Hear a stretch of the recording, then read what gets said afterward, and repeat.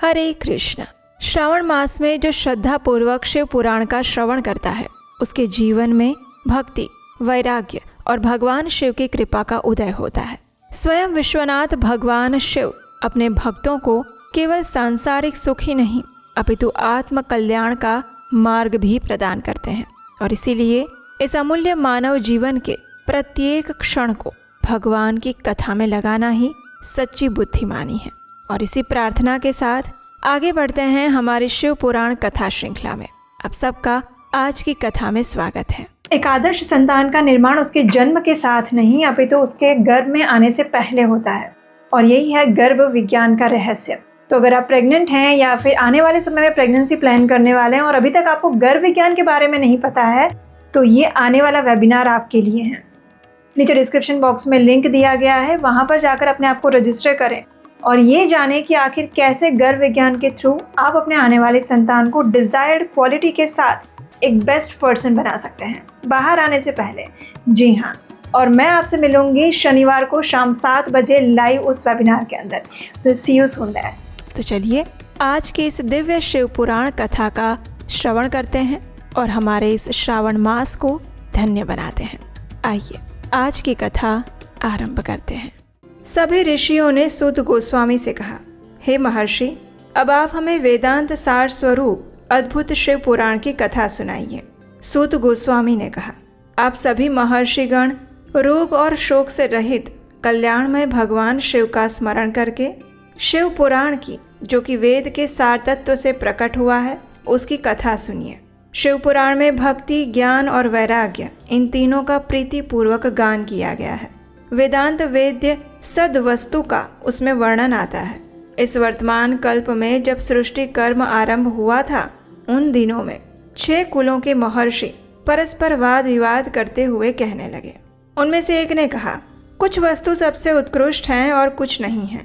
उनके इस विवाद ने अत्यंत महान रूप धारण कर लिया और तब वे सबके सब अपनी शंका का समाधान करने के लिए ब्रह्मा जी के पास गए। हाथ जोड़कर विनय भरी वाणी में उनसे कहने लगे, हे प्रभु, आप संपूर्ण जगत को धारण और पोषण करने वाले हैं, समस्त कारणों के कारण हैं। हम ये जानना चाहते हैं कि संपूर्ण तत्वों से परे परात्पर पुराण पुरुष कौन है। तब ब्रह्मा जी ने कहा, हे ऋषिगण, जहाँ से मन सहित वाणी उन्हें न पाकर लौट आती है और जिनसे ब्रह्मा, विष्णु, रुद्र और इंद्र आदि से युक्त संपूर्ण जगत समस्त भूतों और इंद्रियों के साथ पहले प्रकट हुआ है, वे ही ये देव, महादेव, सर्वज्ञ और संपूर्ण जगत के स्वामी हैं। भक्ति से ही इनका साक्षात्कार हो सकता है, दूसरे किसी उपाय से उनका दर्शन नहीं कर सकते। रुद्र, हरि, हर और अन्य देवेश्वर सदा उत्तम भक्ति भाव से उनका दर्शन करना चाहते हैं। भगवान शिव में भक्ति होने से मनुष्य संसार बंधन से मुक्त हो जाता है। इसलिए आप सभी ब्रह्मर्षि भगवान शंकर का कृपा प्रसाद प्राप्त करने के लिए भूतल पर जाकर सहस्त्रों वर्षों तक चालू रहने वाले एक विशाल यज्ञ का आयोजन करो। इन यज्ञपति भगवान शिव की कृपा से वेदोक्त विद्या के सारभूत साध्य और साधन का ज्ञान हो जाएगा। शिव पद की प्राप्ति ही साध्य है, उनकी सेवा ही साधन है और उनके प्रसाद से जो नित्य नैमित्तिक आदि फलों की ओर से निस्पृह होता है वही साधक है। वेदों में बताए गए कर्मों के अनुष्ठान करके उसके महान फलों को भगवान शिव के चरणों में समर्पित कर देना, यही परमेश्वर पद की प्राप्ति है। वही सालोक्य आदि के क्रम से प्राप्त होने वाली मुक्ति है। उन पुरुषों की भक्ति के अनुसार उन सबको उत्कृष्ट फल की प्राप्ति होती है। उस भक्ति के साधन अनेक प्रकार के हैं, जिनका साक्षात महेश्वर ने प्रतिपादन किया है। कान से भगवान के नाम, गुण और लीलाओं का श्रवण करना, वाणी द्वारा इनका कीर्तन करना और मन के द्वारा उनका मनन, इन तीनों को महान साधन कहा गया है। तात्पर्य ये है कि महेश्वर का श्रवण, कीर्तन और मनन करना चाहिए। ये श्रुति का वाक्य हम सब के लिए प्रमाणभूत है और इसी साधन से संपूर्ण मनोरथों की सिद्धि में लगे हुए आप सभी लोग परम साध्य को प्राप्त हो जाइए। लोग प्रत्यक्ष वस्तु को नेत्रों से देखकर उसमें प्रवृत्त होते हैं, लेकिन जिस वस्तु का कहीं भी दर्शन नहीं होता उसे श्रवण इंद्रिय द्वारा जानकर, सुनकर मनुष्य उसकी प्राप्ति कर सकता है। इसलिए पहला साधन श्रवण बताया है। उसके द्वारा गुरु के मुख से तत्व को सुनकर श्रेष्ठ बुद्धि वाला विद्वान पुरुष बाकी साधन कीर्तन और मनन की सिद्धि करें।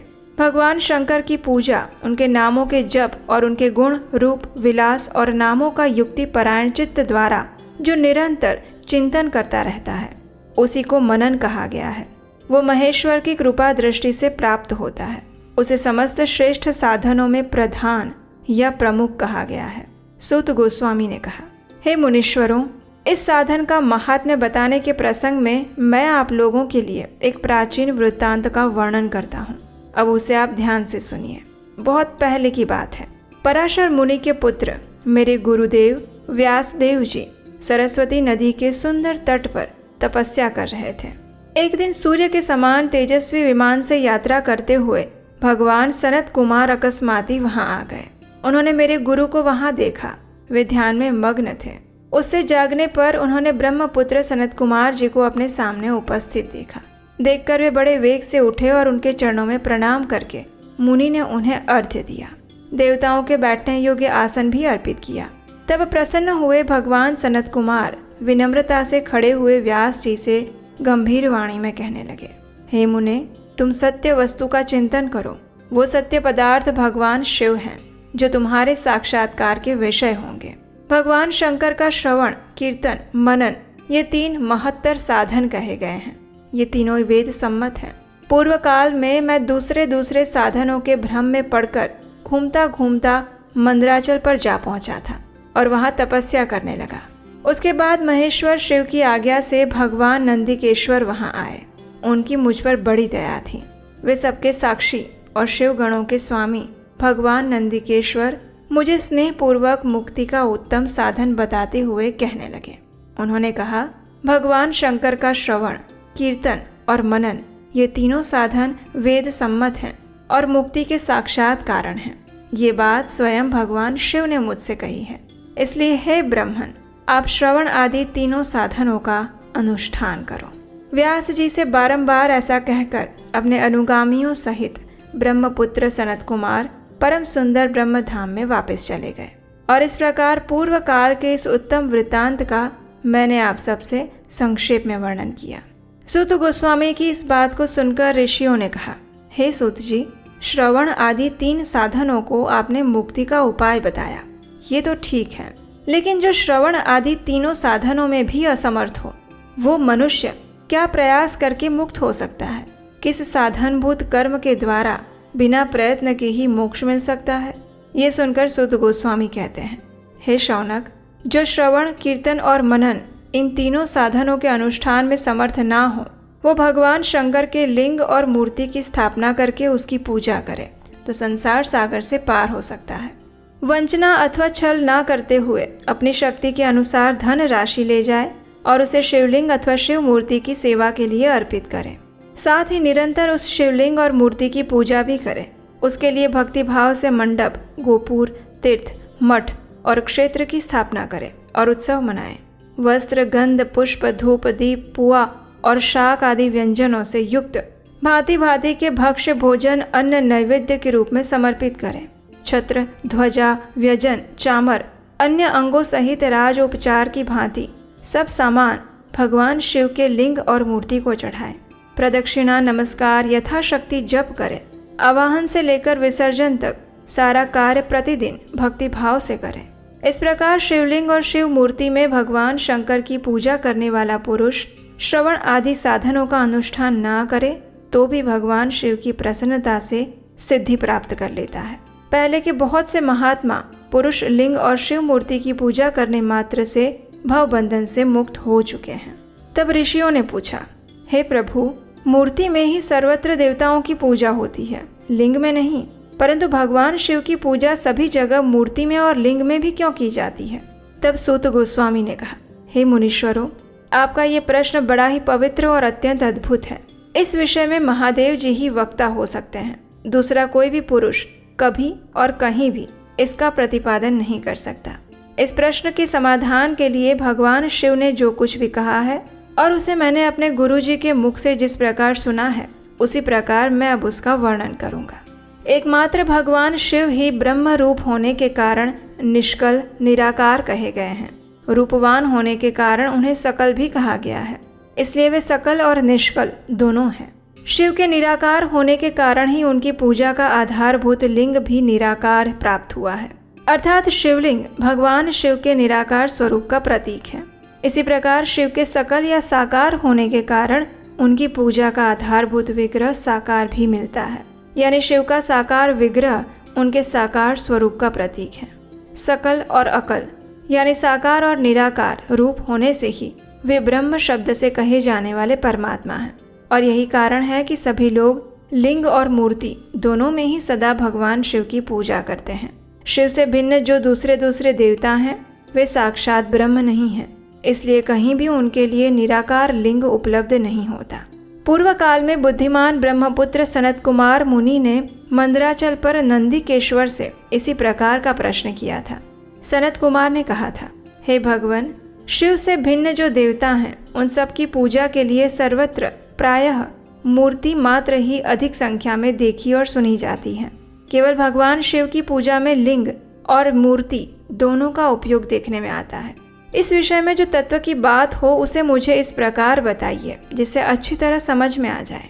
उनकी ये बात सुनकर भगवान नंदिकेश्वर ने कहा था, हे निष्पाप ब्रह्म कुमार, आपके इस प्रश्न का हम जैसे लोगों के द्वारा कोई उत्तर नहीं दिया जा सकता, क्योंकि ये गोपनीय विषय है और लिंग साक्षात ब्रह्म का प्रतीक है और आप शिव भक्त हैं, इसलिए इस विषय में भगवान शिव ने जो कुछ बताया है उसे ही आपके समक्ष कहता हूँ।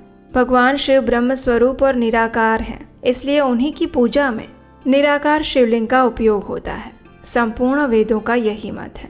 ये सुनकर सनत कुमार ने कहा, हे महाभाग योगींद्र, आपने भगवान शिव और दूसरे देवताओं के पूजन में लिंग और वैर के प्रचार का जो रहस्य विभाग पूर्वक बताया वो यथार्थ है, और इसलिए लिंग और मूर्ति आदि की उत्पत्ति का जो उत्तम वृत्तांत है उसी को मैं इस समय सुनना चाहता हूँ। इस शिवलिंग के प्राकट्य का रहस्य सूचित करने वाला प्रसंग मुझे सुनाइए। इसके उत्तर में भगवान नंदिकेश्वर ने महादेव जी के निष्कल स्वरूप शिवलिंग के आविर्भाव का प्रसंग सुनाना आरंभ किया। उन्होंने ब्रह्मा तथा विष्णु के विवाद, देवताओं की व्याकुलता और चिंता, देवताओं का दिव्य कैलाश शिखर पर गमन, उनके द्वारा चंद्रशेखर महादेव का स्तवन इत्यादि प्रसंगों की कथा कही, और उसके बाद श्री ब्रह्मा और भगवान विष्णु दोनों के द्वारा उस ज्योतिर्मय स्तंभ की ऊंचाई और गहराई का था लेने की चेष्टा और केतकी पुष्प के श्राप तथा वरदान आदि के प्रसंग सुनाए। उसके बाद वे दोनों ब्रह्मा और विष्णु भगवान शंकर को प्रणाम करके दोनों हाथ जोड़कर उनके दाएं बाएं भाग में चुपचाप खड़े हो गए। फिर उन्होंने वहां साक्षात प्रकट पूजनीय महादेव जी को श्रेष्ठ आसन पर स्थापित करके पवित्र पुरुष वस्तुओं द्वारा उनका पूजन किया। दीर्घकाल तक अविकृत भाव से स्थिर रहने वाली वस्तुओं को पुरुष वस्तु कहते हैं, और अल्पकाल तक ही टिकने वाली क्षण भंगुर वस्तुएं प्राकृत वस्तुएं कहलाती हैं। इस प्रकार वस्तु के ये दो भेद जानने चाहिए। हार, नुपुर, केयूर, किरीट, मणिमय कुंडल, यज्ञोपवीत, उत्तरीय वस्त्र, पुष्पमाला, रेशमी वस्त्र, हार, मुद्रिका, पुष्प, तांबूल, कपूर, चंदन, अगरू का लेप, धूप, दीप, श्वेत छत्र, ध्वजा तथा अन्य अन्य दिव्य उपहारों द्वारा जिनका वैभव वाणी और मन की पहुंच से परे था, जो केवल पशुपति के ही योग्य थे और जिन्हें पशु कदापि नहीं पा सकते थे, उन दोनों ने अपने स्वामी महेश्वर का इन सब से पूजन किया। सबसे पहले वहां ब्रह्मा जी और भगवान विष्णु ने भगवान शंकर की पूजा की, और इससे प्रसन्न होकर भक्ति पूर्वक भगवान शिव ने वहां नम्र भाव से खड़े हुए उन दोनों देवताओं से इस प्रकार कहा, हे देवगणों, आज का दिन एक महान दिन है। इसमें आपके द्वारा जो आज मेरी पूजा हुई है, इससे मैं आप लोगों पर बहुत प्रसन्न हूँ। इसी कारण से ये दिन परम पवित्र और महान से महान होगा। आज की ये तिथि शिवरात्रि के नाम से विख्यात होकर मेरे लिए परम प्रिय होगी। इस शिवरात्रि के दिन जो मेरे शिवलिंग, मेरी मूर्ति, इन दोनों की पूजा करेगा, वो पुरुष जगत की सृष्टि और पालन आदि कार्य भी कर सकता है। जो शिवरात्रि को दिन रात निराहार और जितेंद्रिय रहकर अपनी शक्ति के अनुसार निश्चल भाव से मेरी यथोचित पूजा करेगा, उसको मिलने वाले फल का वर्णन सुनो। 1 वर्ष तक मेरी पूजा करने पर जो फल मिलता है, वो सारा फल केवल शिवरात्रि को मेरा पूजन करने से मनुष्य तत्काल प्राप्त कर लेता है। जैसे पूर्ण चंद्रमा का उदय समुद्र की वृद्धि का अवसर है, उसी प्रकार ये शिवरात्रि तिथि मेरे धर्म की वृद्धि का समय है। इस तिथि में मेरी स्थापना आदि का मंगलमय उत्सव होना चाहिए। पहले मैं जब ज्योतिर्मय स्तंभ रूप से प्रकट हुआ था, वो समय मार्गशीर्ष मास में आर्द्रा नक्षत्र से युक्त पूर्णमासी या प्रतिपदा है। जो मनुष्य मार्गशीर्ष मास में आर्द्रा नक्षत्र होने पर पार्वती सहित मेरा दर्शन करता है अथवा मेरी मूर्ति या शिवलिंग की झांकी करता है, वो मेरे लिए कार्तिकेय से भी अधिक प्रिय है। उस शुभ दिन को मेरे दर्शन मात्र से पूरा फल प्राप्त होता है।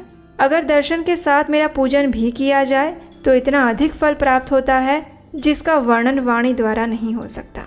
वहाँ पर मैं शिवलिंग रूप से प्रकट होकर बहुत बड़ा हो गया था, इसलिए उस लिंग के कारण ये भूतल लिंग स्थान के नाम से प्रसिद्ध हुआ।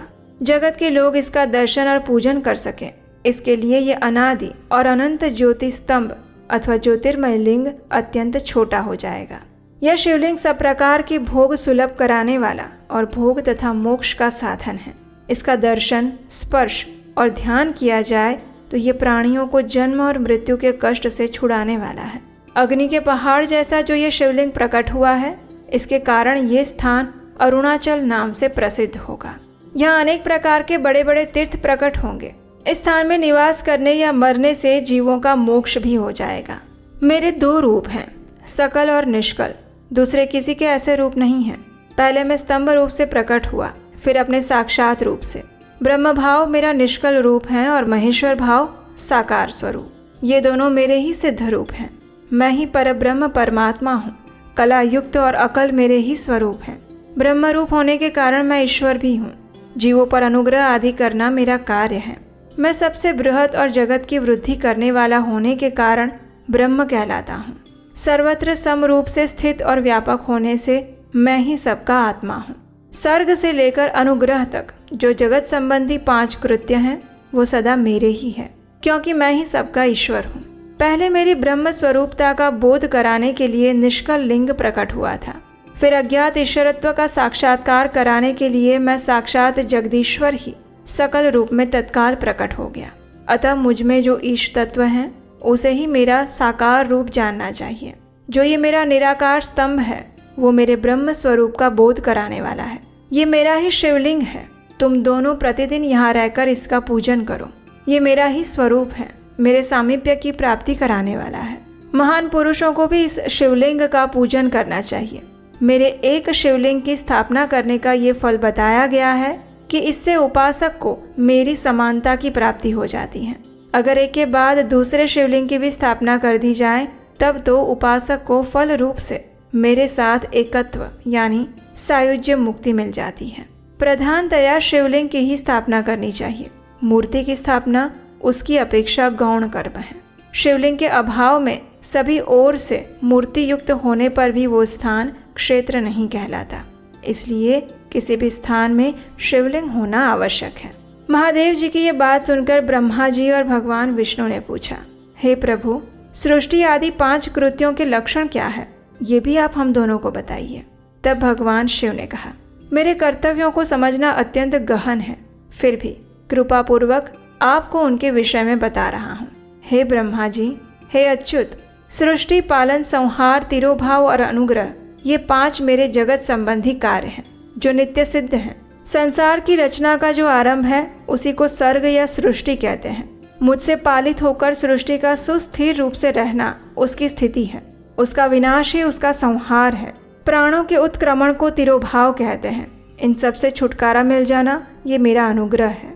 इस प्रकार मेरे 5 कृत्य हैं। सृष्टि आदि जो 4 कृत्य हैं वे संसार का विस्तार करते हैं और 5वां कृत्य अनुग्रह मोक्ष के लिए है। वो सदा मुझ में ही अचल भाव से स्थिर रहता है।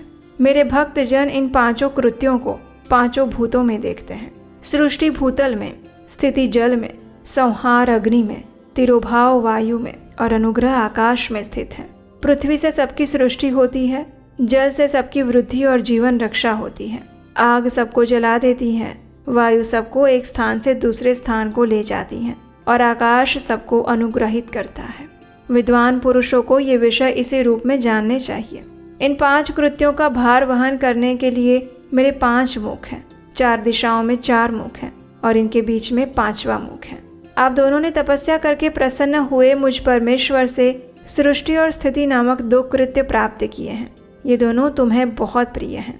इसी प्रकार मेरे विभूति स्वरूप रुद्र और महेश्वर, इनमें 2 अन्य उत्तम कृत्य, संहार और तिरोभाव मुझसे प्राप्त किए हैं, लेकिन अनुग्रह नामक कृत्य दूसरा कोई नहीं पा सकता। रुद्र और महेश्वर अपने कर्म को भूले नहीं हैं, इसलिए मैंने उनके लिए अपनी समानता प्रदान की है। वे रूप, वेश, कृत्य, वाहन, आसन और आयुध आदि में मेरे समान हैं। मैंने पूर्व काल में अपने स्वरूप भूत मंत्र का उपदेश किया था, जो ओमकार के रूप में प्रसिद्ध है। वो महामंगलाकारी मंत्र है। सबसे पहले मेरे मुख से ओमकार प्रकट हुआ, जो मेरे स्वरूप का बोध कराता है। ओमकार वाचक है और मैं वाच्य हूँ। यह मंत्र मेरा ही स्वरूप है। प्रतिदिन ओमकार का निरंतर स्मरण करने से मेरा ही सदा स्मरण होता है। मेरे उत्तरवर्ती मुख से अकार का, पश्चिम मुख से ऊकार का, दक्षिण मुख से मकार का, पूर्ववर्ती मुख से बिंदु का और मध्यवर्ती मुख से नाद का प्राकट्य हुआ। इस प्रकार 5 अवयवों से युक्त ओमकार विस्तृत हुआ।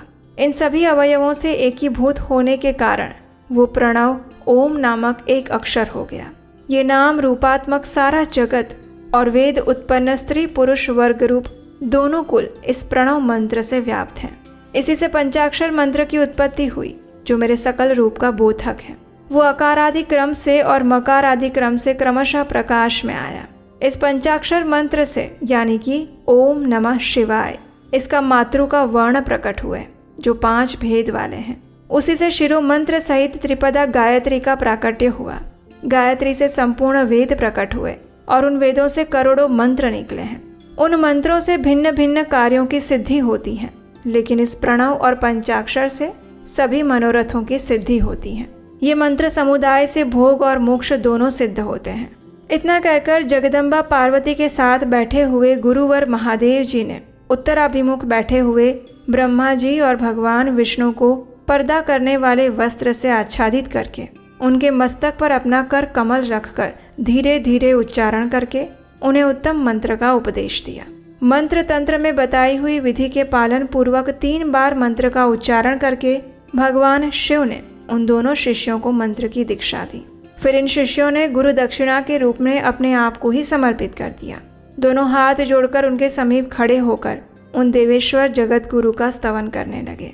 ये स्तुति करते हुए उन्होंने कहा, नमो निष्कल रूपाय, नमो निष्कल तेजसे, नमः सकलनाथाय, नमस्ते सकलात्मने, नमः प्रणववाच्याय, नमः प्रणवलिंगने, नमः सृष्ट्यादिकर्त्रे च, नमः पंचमुखायते। हे प्रभु, आप निष्कल स्वरूप हैं, आपको नमस्कार है। आप निष्कल तेज से प्रकाशित होते हैं, आपको नमस्कार है। आप सबके स्वामी हैं, आप सर्वात्मा को नमस्कार हैं। अथवा सकल स्वरूप आप महेश्वर को नमस्कार हैं। आप प्रणव के वाच्यार्थ हैं, आप प्रणव लिंग वाले हैं।